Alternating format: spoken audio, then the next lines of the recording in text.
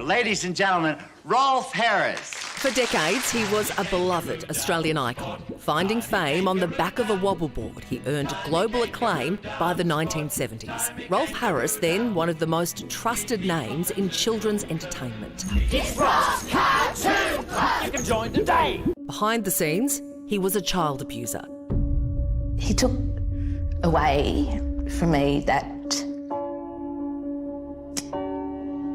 feeling that you can never be normal again. Children loved him and parents were happy to leave their children with him because they thought they were safe. The man who campaigned publicly for child protection. You run your own body, let me run mine. Unmasked as a predator. I know firsthand how quickly he can move.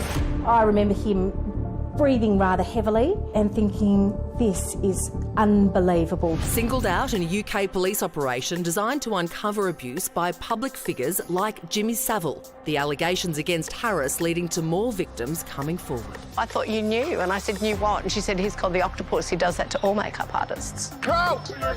He spent 3 years in jail for 12 counts of indecent assault dating back to the 1960s. His youngest victim aged just 8. But legal action and new accusations continued long after his release in 2017. Stripped of his British titles and Australian honours, Harris spent his final years as a virtual recluse. My thoughts are with victims who, for today, not just victims of Rolf Harris, but for others as well, it will be a day in which traumatic experiences could be revisited, and my thoughts are with them. He died from neck cancer, May 10th. It brings closure to me. It also, I think, well, I hope that it brings closure to the other victims, because just because he's died, it doesn't mean that his other survivors have actually found closure themselves. Memories of his public persona all but erased by the actions of a paedophile.